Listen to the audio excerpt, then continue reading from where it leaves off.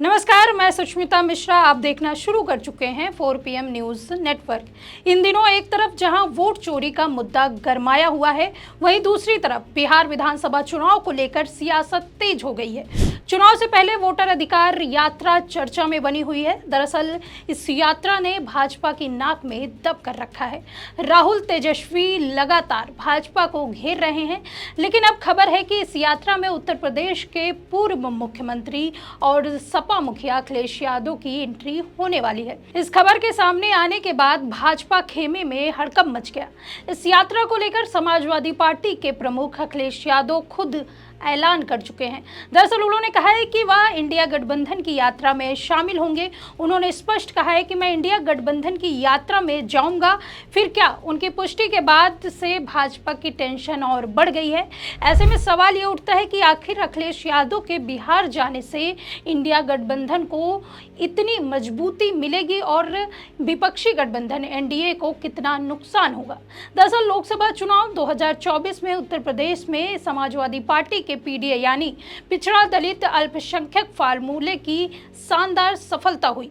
अखिलेश यादव बिहार की राजनीति में इस रणनीति को आजमाने वाले हैं। बता दें कि बिहार विधानसभा चुनाव अक्टूबर-नवंबर 2025 में होने वाले हैं और इससे पहले कांग्रेस नेता राहुल गांधी और राजद नेता तेजस्वी यादव वोट अधिकार यात्रा के जरिए राज्य में सक्रिय हैं।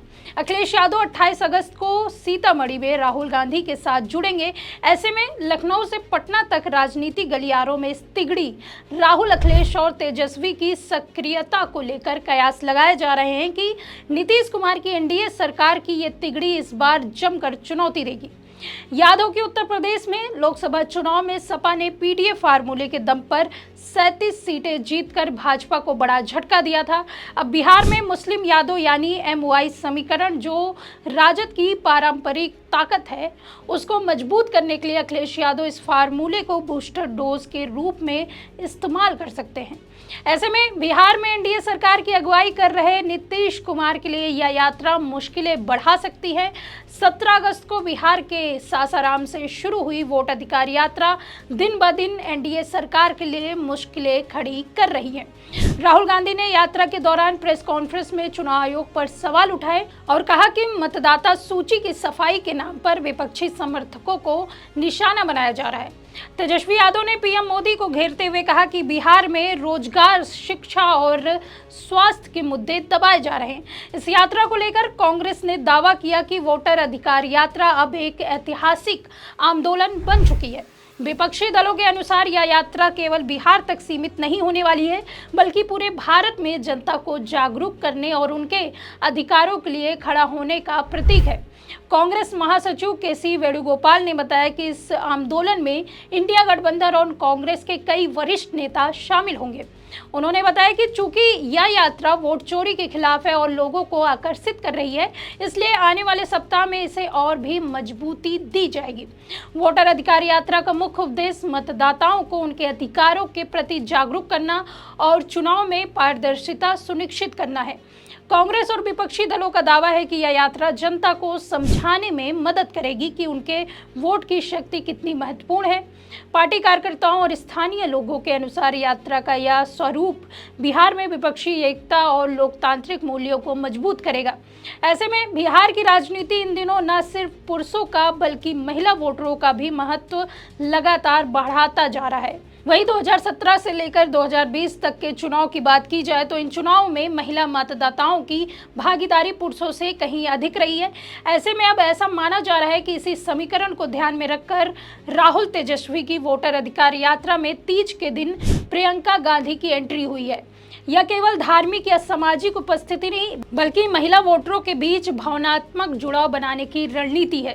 तीज बिहार की महिलाओं का सबसे बड़ा व्रतों में से एक है। इनमें महिलाएं अपने पति की लंबी उम्र और परिवार की समृद्धि की कामना करती हैं। तीज के दिन ही प्रियंका का बिहार में आना सीधा संदेश है कि इंडिया गठबंधन महिलाओं की आकांक्षाओं और आवाज को केंद्र में रख रहा है। जैसे कि लंबे समय से चर्चा चली आ रही है कि प्रियंका की छवि एक सशक्त महिला नेता की रही है। हमेशा से उनकी तुलना कई बार इंदिरा गांधी से की जाती है। ऐसे में ग्रामीण और शहरी दोनों क्षेत्रों में महिला मतदाता उन्हें एक अपनी जैसी प्रतिनिधि मान सकती हैं। शिक्षा, स्वास्थ्य, महंगाई और रोजगार से जुड़े मुद्दे को महिला दृष्टिकोण से उठाकर प्रियंका ने न सिर्फ कांग्रेस बल्कि पूरे इंडिया गठबंधन के लिए महिला आधार को मजबूत करने की कोशिश की है। इन दिनों प्रियंका गांधी अपने भाई राहुल गांधी के साथ बिहार के वोटरों को साधने के लिए उतर चुकी हैं और भरे मंच से मोदी को ललकार भी रही हैं। ऐसे में बिहार में राहुल गांधी की अगुवाई में चल रही वोटर अधिकार यात्रा अब और बड़ा स्वरूप ले रही है। विपक्ष के बड़े बड़े नेता इस यात्रा में शामिल हो रहे हैं। इसी कड़ी में तमिलनाडु के मुख्यमंत्री M.K. स्टालिन, झारखंड के मुख्यमंत्री हेमंत सोरेन और सपा मुखिया अखिलेश यादव शामिल हो रहे हैं। यात्रा का उद्देश्य मतदाता अधिकारों को जागरूक करना और वोट चोरी के खिलाफ जनता को एकजुट करना। ऐसे में वोटर अधिकार यात्रा में अखिलेश यादव का बिहार पहुंचना इस बात का इशारा है कि इंडिया गठबंधन ने चुनावी रणनीति को जातीय समीकरणों के आधार पर मजबूत करना शुरू कर दिया है। बिहार की राजनीति में मुस्लिम यादव यानी MOI समीकरण हमेशा से निर्णायक रहा है। यह समीकरण लालू यादव की राजनीति की नींव रहा है। वहीं अखिलेश यादव का आना यादव समाज का यह संदेश देने की कोशिश है कि उत्तर प्रदेश की तर्ज पर बिहार में भी चुनाव राजनीति को मजबूती देने का समय आ गया है। वहीं मुस्लिम मतदाता जो कभी कांग्रेस के साथ, कभी राजद के साथ, तो हाल ही के वर्षों में AIMIM के साथ झुकाव रखते थे, उन्हें साधने के लिए राहुल गांधी और अखिलेश यादव की संयुक्त मौजूदगी एक संतुलित रणनीति मानी जा रही है। नीतीश कुमार और बीजेपी का गठबंधन इस समय सत्ता में है, लेकिन उनके सामने सबसे बड़ी चुनौती महिला वोट और मुस्लिम यादव वोट को बचाए रखना है। नीतीश सरकार ने आरक्षण, साइकिल योजना और RTPS सेवाएं जैसी योजनाओं से महिलाओं वोटरों पर मजबूत पकड़ बनाई थी, लेकिन महंगाई, शराबबंदी की विफलता और अपराध के मुद्दे ने महिला मतदाताओं को प्रभावित किया है। प्रियंका गांधी की सक्रियता इस वर्ग को हिला सकती है। ये वोट बैंक अगर इंडिया गठबंधन के पक्ष में पूरी तरह से शिफ्ट हो जाता है तो BJP JDU को सीटों का भारी नुकसान हो सकता है। खासकर सीमांचल, मिथिलांचल और मगध क्षेत्र में यह समीकरण निर्णायक साबित होगा। प्रियंका गांधी, राहुल गांधी, तेजस्वी यादव के साथ विपक्ष के बहुत सारे नेता इस यात्रा में शामिल होने वाले हैं। ऐसे में यह समीकरण साफ संकेत देता है कि इंडिया गठबंधन मिथिलांचल को निर्णायक मान रही है। मिथिलांचल संस्कृति, राजनीतिक और धार्मिक नजरिए से बिहार का वह क्षेत्र है जिसने हमेशा सूबे की राजनीति को दिशा दी है। यहाँ की सीटें चुनाव के नतीजे को पलटने की ताकत रखती है। मिथिलांचल की पहचान मिथिला संस्कृति, मधुबनी पेंटिंग, दरभंगा राज और मैथिली भाषा से होती है। यह क्षेत्र शिक्षा, साहित्य और आंदोलन की धरती रहा है। राजनीतिक दृष्टि से यह इलाका 40 लोकसभा सीटों से कम 12-13 सीटों का असर डालता है और विधानसभा की लगभग 50-55 सीटों को सीधे प्रभावित भी करता है। यहाँ की राजनीति में जाति समीकरण हमेशा से निर्णायक रहे हैं। ब्राह्मण, भूमियार, कायस्थ और अन्य श्रवणों के साथ यादव, कुर्मी, दलित और मुस्लिम मतदाता भी बड़ी संख्या में है। यही कारण है कि हर वर्ग चुनाव में मिथिलांचल किंग मेकर की भूमिका निभाता रहा है। ऐसे में विपक्ष के ये नेता एक साथ मंच पर आकर ये बताना चाहते हैं कि विपक्ष अब केवल बिहार का नहीं बल्कि पूरे भारत का गठबंधन है। स्टालिन, प्रियंका गांधी, राहुल गांधी, तेजस्वी यादव एक मंच पर आना केवल एक चुनावी सभा नहीं बल्कि संदेश है कि इंडिया गठबंधन बड़े दांव पर है। यह रणनीति साफ करती है कि इंडिया गठबंधन अब केवल मोदी बनाम विपक्ष तक सीमित नहीं है बल्कि सामाजिक ताने बाने और संस्कृति आयोजनों के जरिए वोटर से जुड़ने की राह पर है। वहीं बात की जाए MI फैक्टर की तो वो कमी अखिलेश यादव बिहार पहुंचने से पूरी कर देंगे।